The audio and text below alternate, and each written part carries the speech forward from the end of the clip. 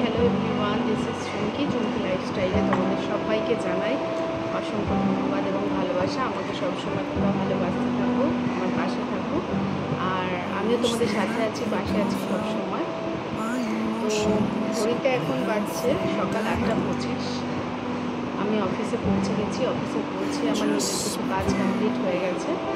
তো আমি এখন বসে রয়েছি ফ্রি টাইমে।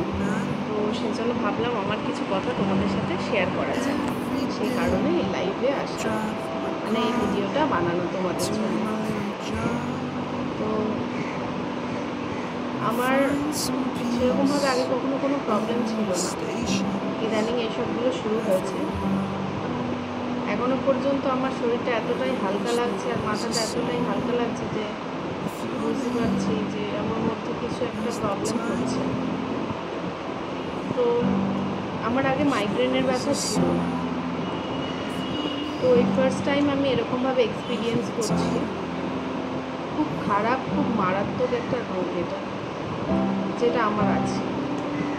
সাথে আছে আমার আবার শ্বাসকষ্টের প্রবলেম। অনেক কিছু একসাথে জড়িয়ে গেছি, সব কিছু নিয়ে। যেগুলো হচ্ছে শ্বাসকষ্টের জন্য অনেক ওষুধ চলে আমার, সেই ওষুধগুলো আমি খাচ্ছি, রেগুলার নিচ্ছি। কিছু ইনহেলার আছে, আমাকে নিতে হয় রোজ, কিছু এমার্জেন্সি বেসিসে আছে। আবার সাথে এটা যুক্ত হয়েছে মাইগ্রেনের ব্যথা। অসম্ভব পরিমাণ খারাপ ধরনের এই ব্যথা, মানে তখন মনে হয় যেন নিজের মাথার চুল নিজে ছিঁড়ে ফেলি, নিজের মানে কিছু একটা জিনিস দিয়ে মাথাটা ফাটিয়ে দিই।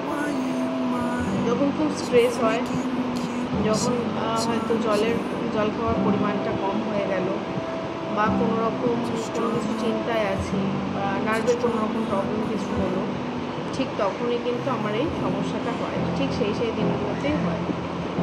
তো আমি এতটাই কষ্টতে ভুগি যে আমি সেই মুহূর্তে, আগে যখন একটু বয়সটা কম ছিল তখন আমার সব কিছু সহ্য করে নেওয়ার ক্ষমতা ছিল, কিন্তু সত্যি এখন যত দিন যাচ্ছে তত মানে কিন্তু সহ্য করার ক্ষমতাটা কমে যাচ্ছে।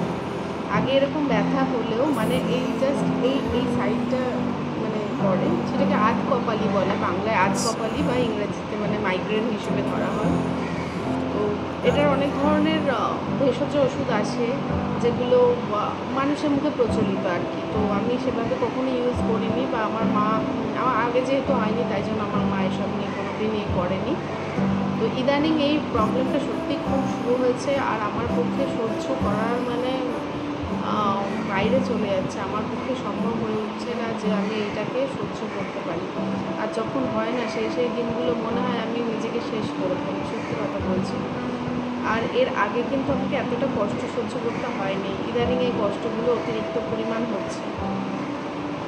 তাই জন্য বলবো, তারা যারা বলো না যে শত্রুর অভাব, হ্যাঁ, যাদের মাইগ্রেন থাকে তাদের আর শত্রু আলাদা করে বাইরের থেকে দরকার হয় না, তাদের এই মাইগ্রেনটাই সব থেকে বড় শত্রু, আর তাদের জন্য আলাদা করে কোনো কিছু দরকার লাগে না, এটাই যথেষ্ট। মানে তখন যখন শুরু হয়, ঠিক আছে, কালকে আমার যখন শুরু হয়েছিল জাস্ট এই সাইড থেকে এগুলো ব্যথা করছিল, হালকা ভাবে মৃদু ব্যথা ছিল।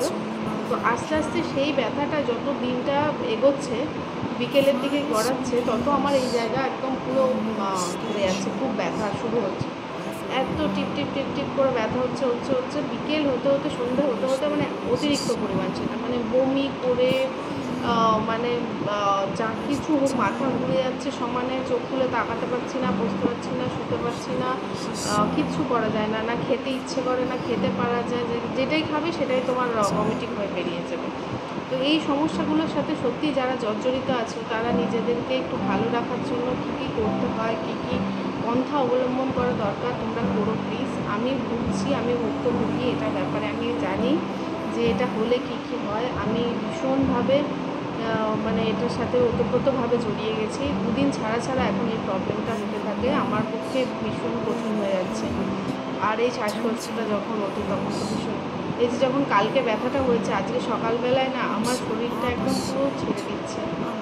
কিন্তু সত্যি কথা বলতে কি, এরকমভাবে দুদিন ছাড়া হতে থাকলে কোথাও কি সেটা মেনে নেবে না। তাই জন্য মানে বাধ্যতামূলক হিসেবেই আর কি অফিসটাও আসতে হয়। আর এখানে এসে তো আর আমি বসে থাকবো না, এখানে এসে আমাকে সেই আমার রেসপন্সিবিলিটি যেগুলো থাকে সেগুলো তো কমপ্লিট করতেই হবে।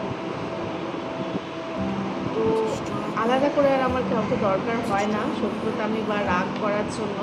তো এই কারণে আমি মন থেকে সবসময় সবাইকে তোমাদের খুব ভালোবাসি, তোমরাও আমাকে সবসময় ভালোবাসো আর এরকমভাবে ভালোবাসা দিতে থাকো।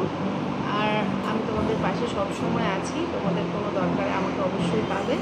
আর আমার সাথে তোমরা প্লিজ থাকো, যেভাবে সাপোর্ট করছো একটা বোন হিসেবে, দিদি হিসেবে বা একজন ইউটিউবার হিসেবে, তো সেভাবেই তোমরা করতে থাকো।